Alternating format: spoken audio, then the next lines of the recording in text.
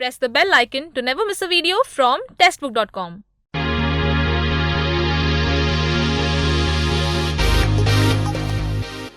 Hello guys, कैसे हैं आप लोग।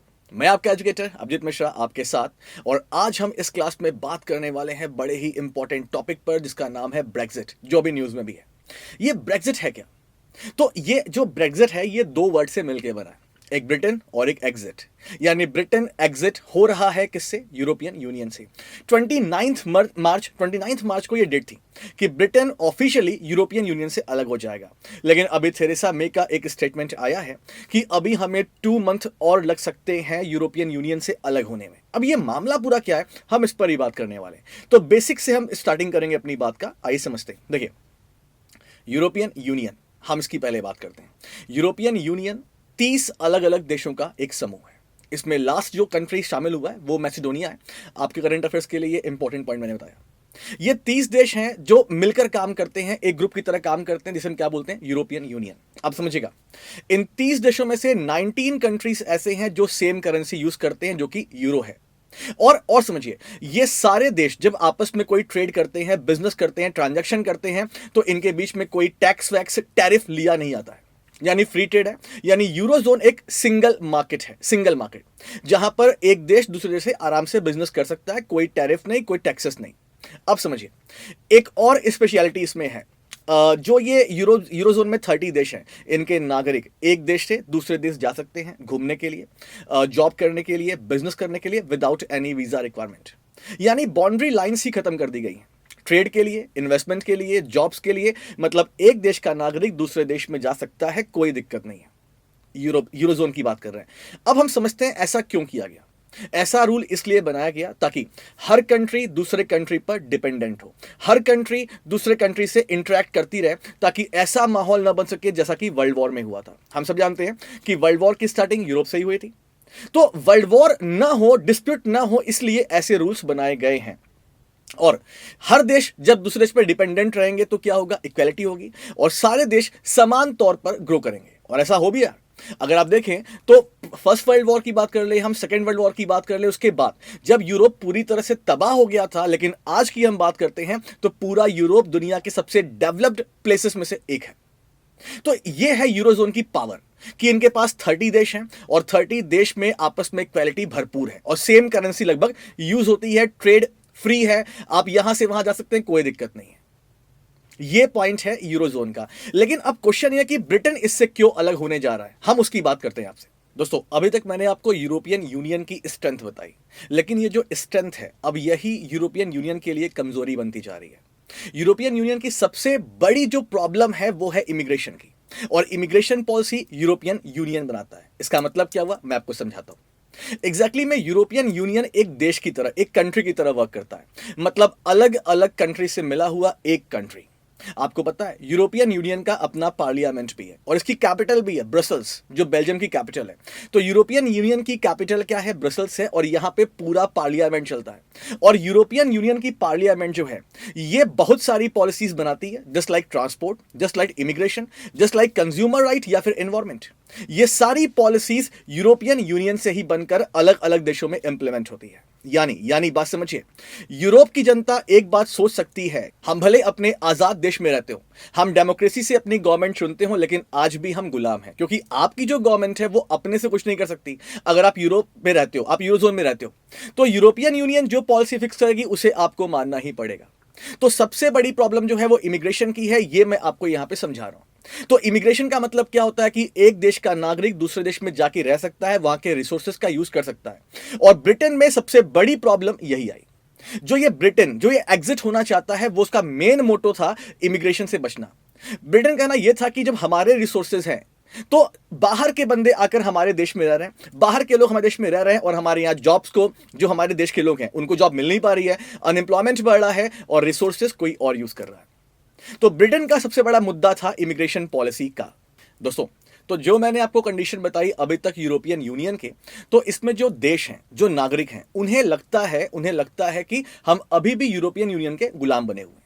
किसी को लगे चाहे न लगे, लेकिन ब्रिटेन के लोगों को यह लगता था, और ब्रिटेन में इस पर बात होना शुरू हो गई थी कि हमें अलग होना चाहिए यूरोपियन यूनियन से। मौके की नज़ाकत को देखते हुए दैट टाइम पर ब्रिटेन के जो प्राइम मिनिस्टर थे मिस्टर डेविड कैमरन ने 23 जून 2016 को ब्रिटेन में एक रेफरेंडम कराया। और रेफरेंडम का मतलब था कि पब्लिक को वोट देना था कि ब्रिटेन यूरोपियन यूनियन से अलग हो या ना अलग हो। और मैं आपको बताऊं करीब 51.9% वोट पड़े फेवर में कि यस, हमें अलग हो जाना चाहिए यूरोपियन यूनियन से। अब पब्लिक का सपोर्ट आ चुका था, पब्लिक की मेजॉरिटी आ चुकी थी फेवर में कि हमें यूरोपियन यूनियन से अलग होना चाहिए। यानी डेविड कैमरन को अब एक स्ट्रांग डिसीजन लेना पड़ा और यही उन्होंने सबसे बड़ी गलती कर दी। उन्हें रेफरेंडम नहीं कराना चाहिए था और इन्होंने कराया। कई जगह से विरोध हुए और इन्हें अपना त्यागपत्र रिजाइन देना पड़ा और इनका पॉलिटिकल करियर खत्म हो गया। उसके बाद ब्रिटेन की नई प्राइम मिनिस्टर बनी थेरेसा मे और इन्होंने जनता की बातों का सम्मान किया, करना पड़ेगा ही क्योंकि पब्लिक की मेजॉरिटी वोटिंग आई थी। तो हुआ क्या, 27 मार्च 2017 को थेरेसा मे ने यूरोपियन यूनियन कॉन्स्टिट्यूशन के आर्टिकल 50 को एग्जीक्यूट किया। एग्जीक्यूट का मतलब कि यस, ऑफिशियली हम चाहते हैं अलग होना। लेकिन जब कोई देश यूरोपियन यूनियन से अलग होता है तो यूरोपियन यूनियन उसको 2 साल का, ओनली सिर्फ 2 साल का टाइम देता है कि जिस दिन आपने आर्टिकल 50 एग्जीक्यूट किया उसके 2 साल आपके पास हैं और आपको अपनी टर्म्स एंड कंडीशन डिसाइड कर लेनी है कि आप कैसे हमसे अलग होगे। यानी 2 साल ब्रिटेन के पास था।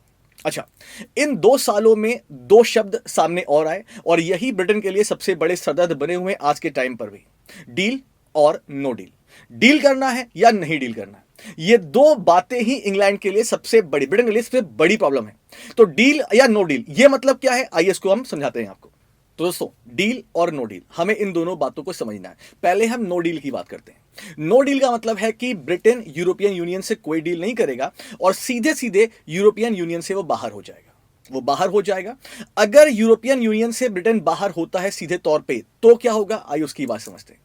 तो ब्रिटेन बिल्कुल वैसा ही हो जाएगा जैसे कि इंडिया, श्रीलंका, बांग्लादेश, यूएस या ऑस्ट्रेलिया। मतलब क्योंकि अब ब्रिटेन यूरोपियन यूनियन का पार्ट नहीं रहेगा और पार्ट नहीं रहेगा तो क्या होगा। देखिए, अभी तक ब्रिटेन की इकोनॉमी यूरोपियन यूनियन पर बेस्ड थी, single market, no tariff, no taxes. लेकिन अब क्या होगा, अगर ब्रिटेन जो अपना कोई प्रोडक्ट या सर्विस है उसे यूरोपियन यूनियन के अलग अलग देशों में उसे सेल करना पड़ेगा तो अलग अलग देश अलग अलग प्रोडक्ट पे अलग अलग टैक्सेस लगाएंगे और ब्रिटेन की इकोनॉमी पूरी तरह से कोलैप्स हो जाएगी क्योंकि ब्रिटेन की इकोनॉमी अभी भी सिंगल मार्केट पर बेस्ड है। जहां पर ब्रिटेन को पहले कोई टैक्सेस पे नहीं करने होते थे वहां पर टैक्सेस पे करने पड़ेंगे और कंपटीशन भी फेस करना पड़ेगा। समझिएगा बात को।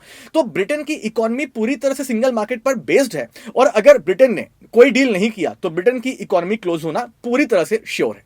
तो दोस्तों, पिछले 2 साल में ब्रिटेन यही ट्राई कर रहा है कि यूरोपियन यूनियन से अलग होने से पहले उसका एक अच्छा डील हो जाए यूरोपियन यूनियन के साथ, बिकॉज आपको पता है कि नो डील में ब्रिटेन का लॉस थोड़ा ज्यादा है। अच्छा, अब डील की बात करते हैं।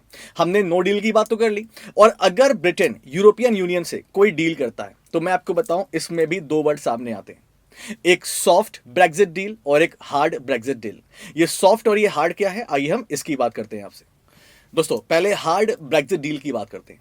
तो हार्ड ब्रेक्जिट डील में सबसे पहला पॉइंट ये होने वाला है कि अब ब्रिटेन जो है वो यूरोपियन यूनियन के सिंगल मार्केट का हिस्सा नहीं रहेगा, लेकिन यूरोपियन यूनियन के साथ ब्रिटेन के एक स्ट्रेटेजिक एलियंस होंगे। जैसे नहीं इंडिया रशिया का है, इंडिया इजराइल का है या इंडिया यूएस का है।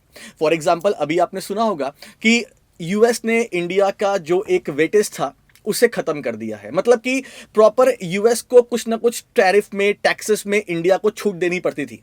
तो यूरोपियन यूनियन भी क्या करेंगे, ब्रिटेन को टैरिफ में और टैक्सेस में क्या करेंगे, छूट देंगे। तो ये पॉइंट था ब्रिटेन का कि हम आपसे अलग तो हो रहे हैं और आपके हम सिंगल मार्केट के हिस्से में नहीं रहेंगे। हम इंपोर्ट एक्सपोर्ट करेंगे, हम आपके ऊपर टैक्सेस लगाएंगे, आप मेरे ऊपर टैक्स लगाएं, लेकिन जो टैक्स टैरिफ होगा वो दूसरे देशों से हमें कंसेशन मिलना चाहिए। तो ब्रिटेन का पॉइंट ये, लेकिन ये थोड़ा मुश्किल है, ये थोड़ा मुश्किल होना भी है। देखिए, यूरोपियन यूनियन की बात समझिए ना। देखिए, यूरोपियन यूनियन जानता है कि हम लोग 30 देश हैं और यूरोपियन यूनियन के लीडर्स को ये पता है कि हर देशों में ये पॉइंट उठने वाला है और अगर ब्रिटेन आसानी से बाहर चला जाएगा तो दूसरे देश भी कल डिमांड कर सकते हैं। तो यूरोपियन यूनियन खुद चाहता है कि वो कुछ ऐसा एग्जाम्पल सेट करे, कुछ स्ट्रिक्ट एग्जाम्पल सेट करे कि और देश की जरूरत ना करे। तो यूरोपियन यूनियन ने डील, हार्ड डील वाली बात तो मना कर दी है, अभी मना कर दी है। अच्छा, तो हार्ड डील की हम बात कर रहे थे।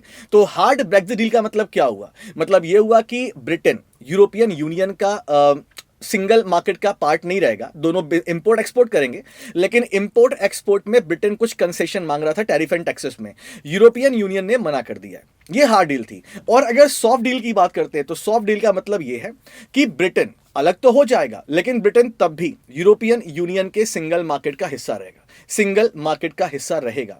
मतलब कि ब्रिटेन की कंपनीज फ्रीली अपने प्रोडक्ट और services free of cost Europe के मार्केट में सेल कर सकती हैं, और यूरोप के लोग क्या करेंगे, यूरोप के बिजनेसमैन ब्रिटेन के मार्केट में अपने प्रोडक्ट और सर्विसेज सेल कर सकते हैं। लेकिन इमिग्रेशन वाला जो मामला है वो रुके रहेगा। मतलब कि यूरोपियन जो है वो अब आगे अगर ब्रिटेन में जाएंगे तो उन्हें वीजा रिक्वायरमेंट होगी, और अगर ब्रिटेन वाले जाएंगे यूरोप में तो उन्हें भी वीजा रिक्वायरमेंट होगी। तो ये सॉफ्ट डील है। हार्ड डील हमने आपको समझा दिया और सॉफ्ट डील हमने आपको समझा दिया, ठीक है। आगे बात करते हैं। तो मैंने आपसे क्या बोला था कि दो शब्द सामने आए थे, एक की डील, एक नो डील। अगर ब्रिटेन नो डील करता है तो क्या होगा, और ब्रिटेन अगर डील करता है तो क्या होगा, मैंने आपको ये एक्सप्लेन कर दिया। तो अगर हम बात करते हैं अभी यूरोपियन यूनियन की, तो यूरोपियन यूनियन ने तो मना कर दिया है कि हम आपके साथ कोई हार्ड डील नहीं करेंगे, या तो आप सॉफ्ट डील करो या तो आप नो डील करो। और सॉफ्ट डील की बात करें तो सॉफ्ट डील में यूरोपियन यूनियन ने यह भी बोला है कि ऐसा नहीं है कि वीजा की रिक्वायरमेंट होगी, अगर यूरोप से कोई ब्रिटेन में आता है तो उसे वीजा की रिक्वायरमेंट नहीं होगी। यहां पर मुद्दा फंसा हुआ है। तो थेरेसा मे ने एक स्ट्रांग डिसीजन लिया कि हम नो डील करेंगे, हम नो डील करेंगे। तो यहां पे यूरोपियन यूनियन ने एक और दांव खेल दिया। बात है नॉर्दर्न आयरलैंड की। ये नॉर्दर्न आइलैंड क्या है, आइए इसके बारे में बात करते हैं। देखिए, अगर हम बात करें तो इंग्लैंड मतलब ब्रिटेन जो है वो यूरोपियन यूनियन का पार्ट है, तो आयरलैंड भी क्या है, यूरोपियन यूनियन का पार्ट है। लेकिन एक प्लेस और भी है, नॉर्दर्न आइलैंड, और नॉर्दर्न आइलैंड को लेकर आयरलैंड और इंग्लैंड में हमेशा से तनाव रहा है, और नॉर्दर्न आइलैंड पे आज भी ब्रिटेन का कब्जा है। तो अगर ब्रिटेन यूरोपियन यूनियन से अलग होता है तो नॉर्दर्न आइलैंड क्या हो गया, ब्रिटेन का पार्ट हो गया। और अगर ब्रिटेन का पार्ट हो गया तो अभी क्या है कि आयरलैंड से जो लोग नॉर्दर्न आइलैंड में आते हैं या नॉर्दर्न आइलैंड से जो आइलैंड में आते हैं वो रुक जाएगा पूरी तरह से। और आयरलैंड नहीं चाहता कि ब्रिटेन का इतना ज्यादा कब्जा हो। अभी क्या है, आयरलैंड शांत है। क्यों शांत है, क्योंकि ये सब यूरोपियन यूनियन के पार्ट है, तो फ्रीली मूवमेंट है। लेकिन ब्रिटेन अलग होगा तो आयरलैंड के लोग ये मतलब इसका विरोध करेंगे ना कि नॉर्दर्न आयरलैंड पे ब्रिटेन कब्जा है, हम तो जा ही नहीं पा रहे वहां पर। तो ये एक बड़ा मुद्दा है। एक मुद्दा और भी मैं आपको समझाऊं, अभी तक इस पर कुछ बात हुई नहीं है। एक और मुद्दा, जो लोग यूरोप से ऑलरेडी ब्रिटेन में रह रहे हैं या ब्रिटेन के जो लोग परमानेंटली जाके रह रहे हैं यूरोप में, अब उनका क्या होगा। अगर ब्रिटेन अलग होता है तो क्या ब्रिटेन वाले यूरोपियंस को अपना परमानेंट मेंबर बनाएंगे, अपने देश का मेंबर, या यूरोपियंस जो है वो इंग्लैंड वालों को अपना परमानेंट मेंबर बनाएंगे या भगा देंगे, ये भी अभी डिसाइड नहीं हुआ है। तो नॉर्दर्न आइलैंड का काफी इंपॉर्टेंट पॉइंट है। जो लोग रह रहे हैं अभी एक दूसरे में, उसका बड़ा इंपॉर्टेंट पॉइंट है। और ये डील नो डील क्या है, ये इंपॉर्टेंट पॉइंट है। तो थेरेसा मे ने ये बोल दिया कि हम नो डील करेंगे, हम कोई डील नहीं करेंगे।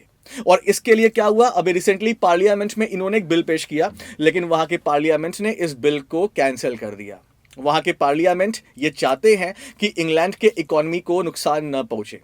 और ऐसे बहुत सारे वहां पे लोग हैं, ऐसे बहुत सारे पॉलिटिशियन इंग्लैंड में जो चाहते ही नहीं है कि इंग्लैंड जो है, ब्रिटेन जो है वो यूरोपियन यूनियन से अलग हो जाए। यानी थेरेसा मे को सबसे बड़ी प्रॉब्लम अपने देश में ही फेस करनी पड़ रही है पार्लियामेंट से, बिकॉज पार्लियामेंट ने थेरेसा मे के नो डील वाले प्रोपोजल को कैंसिल कर दिया है। और अगर डील की बात करें तो यूरोपियन यूनियन इंग्लैंड को, ब्रिटेन को उनके हिसाब से पॉइंट पर हस्ताक्षर नहीं कर रहा है, उनको वो राइट ही नहीं दे रहा है।